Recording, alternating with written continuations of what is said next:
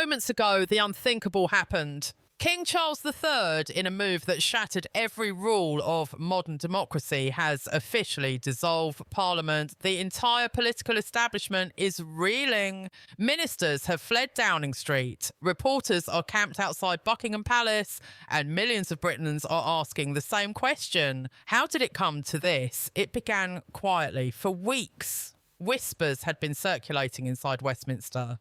Whispers of constitutional tension between the palace and the Prime Minister. Keir Starmer, already facing revolt within his own cabinet, had pushed through a series of emergency powers under what he called the National Stability Act. But behind that calm title hid a storm.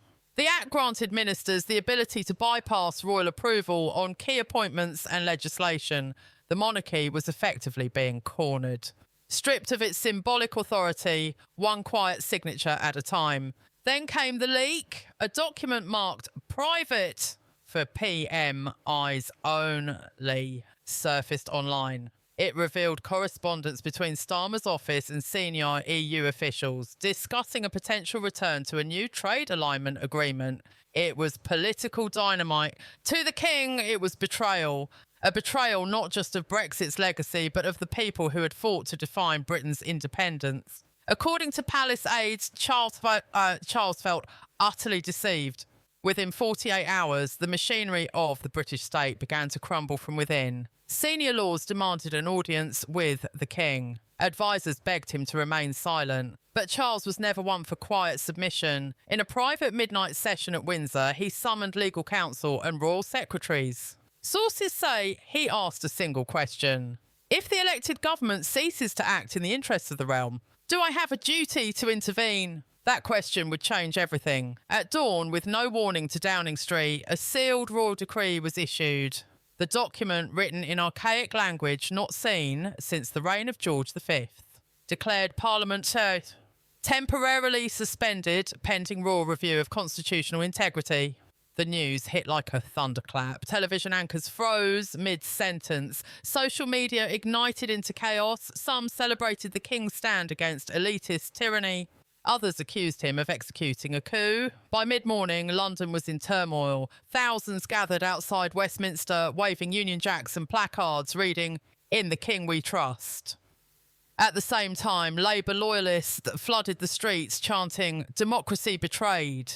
The Metropolitan Police struggled to contain the eruption. Rumours spread of military vehicles being moved towards Whitehall for security reasons. No one knew who was giving orders anymore. Inside Buckingham Palace, staff described the mood as grim, almost funereal. Yet the king remained resolute. An insider claims Charles looked directly into the camera as he prepared his statement, saying only, "The nation must choose its soul over its politics." Minutes later, every broadcaster in Britain cut to the palace feed. His face appeared solemn, the weight of centuries in his tone. "My duty is not to a party nor a government, but to the people of this kingdom. The unity of our nation is under threat. Therefore, as sovereign, I have instructed the dissolution of the current parliament until such time as order and integrity are restored." The silence that followed was suffocating. Some gasped, others cried. Every news outlet replayed the clip again and again. The king invoking a power unseen in nearly a century. The constitutional experts were speechless. Was this legal? Was this madness? Or was this the final act of a monarch defending the last shred of British sovereignty? Within hours, Starmer vanished from public view. Downing Street went dark. Government websites began showing error messages. Reports claimed the Cabinet Office had been evacuated after a security incident. One unverified photo showed Starmer being driven through Westminster under armed escort. Commentators warned of a state in suspension, where no law, no authority and no parliament officially existed. And then came the markets. The pound crashed. Energy prices spiked overnight. European leaders demanded clarification. The United States issued a cautious statement calling for restraint and democratic resolution. Even King Charles's own allies in the Commonwealth were divided. Canada's Mark Carney praised his moral courage, while Australia's Prime Minister condemned the move as a slide toward monarchy over mandate. Yet among ordinary Britons, something deeper stirred, a clash of loyalty and identity. To some, the king had restored honour, to others he had destroyed democracy. Families argued in living rooms, pubs divided down the middle, and churches held vigils for the nation's soul. This was not just politics anymore, it was a reckoning, and centuries of tradition colliding with modern power. And somewhere in the heart of London, a monarch sat alone, staring at the empty chamber where the people's voices once echoed. The question that now haunts Britain is not whether the king was right, but what happens next when a crown defies a government? Will the army obey the king or the Prime Minister? Will Britain rise to defend its monarch or collapse under its own rebellion? The answers will decide whether the United Kingdom still stands or falls into history. The hours that followed the king's decree were unlike anything Britain had seen in living memory. The country had not merely paused, it had fractured. Westminster stood silent, doors sealed by royal guard, as if democracy itself had been locked away for safekeeping. The Prime Minister's office issued a brief defiance statement from an undisclosed location. The King's action has no constitutional authority. The government remains in charge. But by then, authority meant nothing. Power was now in question. Military sources began leaking fragments of confusion. Commanders received conflicting orders, one signed by Downing Street, another by the Palace. No one knew that which command was legitimate. Bases across the south of England were placed on amber alert. Civilian flights were diverted from London airspace. The King's Royal Guard surrounded Buckingham Palace in full ceremonial uniform, but with live ammunition. And in the digital age, the chaos went global within seconds. Across social media, hashtags erupted. Hashtag Crown Takeover and hashtag Defend Democracy trended side by side. Video clips of shouting matches outside Parliament filled every feed. Monarchists facing off against anti-royal protesters, flags waving, voices breaking. In one viral clip, a middle-aged veteran stood on Westminster Bridge yelling, "We serve the crown, not corrupt politicians." In another, a student screamed back, "We voted for change, not kings." It was the sound of a nation tearing itself apart. Inside Buckingham Palace, the tension deepened. Advisors argued furiously about the next step. Some urged the king to form an interim council, a symbolic body to reassure the nation that order still existed. Others warned that even one more word could tip the situation from crisis into civil unrest. But Charles was unmoved. He believed silence was surrender. And so, despite pleas from his son, Prince William, the king prepared a second address. A private speech recorded without press approval. That night, at precisely 10 p.m, the footage leaked. In it, Charles sat alone in a dimly lit study, his expression cold, his voice unflinching. "For too long," he said, "our leaders have traded honour for convenience. They have dismantled the very spirit that made Britain great. This is not about power. It is about preservation. When government forgets its people, the crown must remember them." The words hit the public like a bomb. Was this the return of royal sovereignty or the birth of a shadow government? Analysts on every major network spoke in alarmed tones, describing it as a constitutional earthquake. Newspapers ran headlines that morning reading, "The King rebels." The Guardian called it monarchy's suicide. The Daily Mail declared, "A hero returns in secret." Meetings took place between senior generals, MI6 officials, and palace envoys.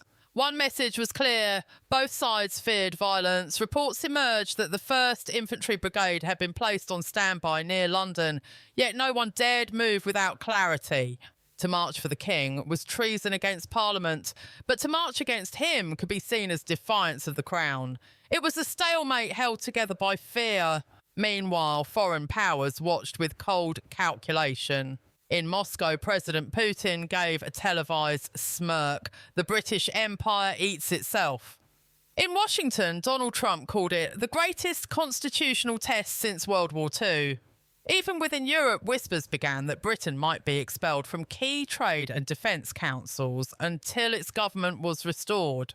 The pound sank further and millions feared their savings would vanish overnight. But inside Windsor Castle, Charles received a secret visitor. Prince William had returned from a public engagement, not as heir, but as mediator. Those close to the family described the scene as heartbreaking. William begged his father to step back to allow an election or even a royal inquiry. But the king's eyes, they said, were filled with something deeper. The conviction of a man who believed he was saving his country from itself. "I will not watch this kingdom be sold to men without honour," Charles whispered. "If I must stand alone, then so be it." Outside, protests grew violent, police lines broke, fires burned through Westminster Square, Parliament's iron gates were torn down by furious crowds. For the first time in modern history, the Union flag over number 10 was lowered, not by order, but by despair. And as dawn broke over a divided capital, a convoy of black vehicles was seen moving toward the palace. Witnesses claimed soldiers, not police, escorted them. Some say it was the Prime Minister's envoy coming to demand the king's abdication. Others insist it was the army itself, coming to pledge allegiance to the crown. No one knew for sure.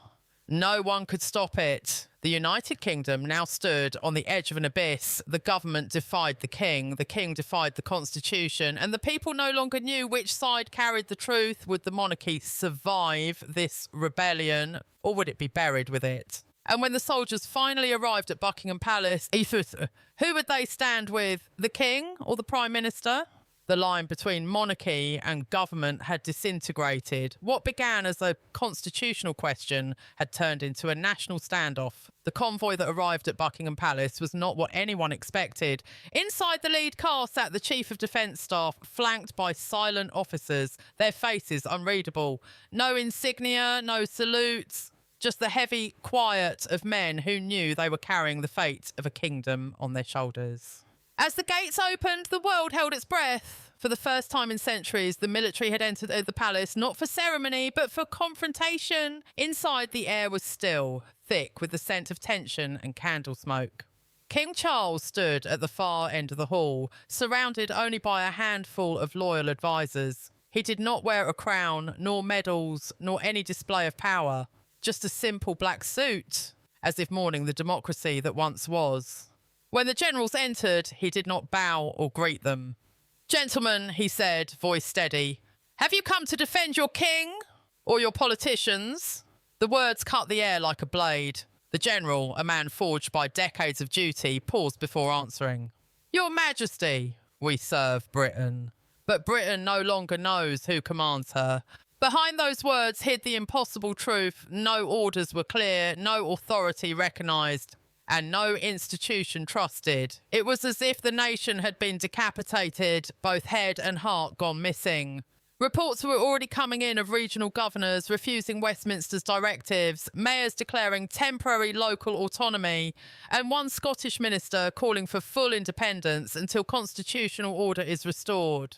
Britain wasn't just breaking. It was splintering. In the palace's private chamber, Charles and his generals argued for nearly an hour. Outside, thousands surrounded the gates, chanting, praying, demanding to know the future of their nation. Cameras zoomed in on every shadow behind the windows. News anchors whispered as if commentating on a coup unfolding live. Then suddenly, the palace balcony doors opened. The king stepped out. The crowd roared. Not in unity, but in confusion, fear and fury. Some waved flags, others hurled insults. It was a portrait of a divided people, staring up at their monarch, desperate for direction. Charles raised his hand. Silence fell like a curtain. "My beloved countrymen," he began, "our parliament has lost its compass and our leaders their honour. I do not seek power. I seek peace."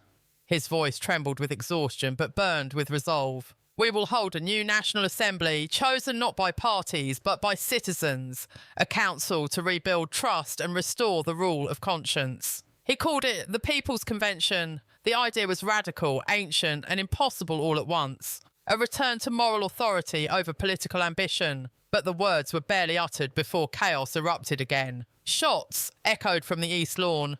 Warning shots, according to later reports, but panic spread instantly. Crowds scattered, police clashed with demonstrators, and within minutes, tear gas drifted across the mall. Inside, the general shouted for evacuation, but Charles refused to move. "If I flee my people, I am no king," he said. standing firm as alarms rang through the halls. Somewhere deep within the palace, Prince William was being ushered to safety, his eyes wet with disbelief. By mid-afternoon, the BBC's feed went dark. State broadcasters claimed communication interference. Independent journalists reported that both Starmer and the Defence Council had issued competing declarations of emergency authority. Britain now had two governments, one claiming legality, the other claiming legitimacy. For the first time since the Civil War, the question was no longer who governs, but who defines the nation itself. That evening, the King appeared once more. This time, not on a balcony, but on an emergency broadcast streamed through every network, still functioning. His face was pale, his tone stripped of grandeur. "If my reign ends tonight," he said, "let it end in truth. I have failed to unite the realm, but I will not permit her to destroy herself. Let the people speak." With that, he announced a nationwide referendum, not orchestrated by Parliament, but by a neutral coalition of judges, clergy and community leaders. The question was simple: do you still consent to this government? In a single moment, centuries of monarchy and democracy collided, merged and transformed. The next morning, King Charles appeared one final time. Surrounded by his family, he signed a declaration transferring interim authority to the newly formed People's Convention. "Britain," he said softly, "is yours again." Then he turned, walked into the palace and was not seen in public for months. Outside, the bells of Westminster rang, not for coronation, not for death, but for renewal. The nation had survived its own undoing, though scarred beyond recognition. Newspapers called it the day the crown saved democracy. Others called it the quiet revolution. Yet the truth remains hauntingly uncertain. Some whisper that the monarchy will never return in its old form. Others claim the king still holds influence in silence, guiding from behind the scenes. But one question still echoes through every pub, every street, every restless heart. Did the king rescue Britain from corruption, or did he destroy the very democracy he swore to protect? And when history looks back on this day, will it remember Charles as the saviour or the last king of England?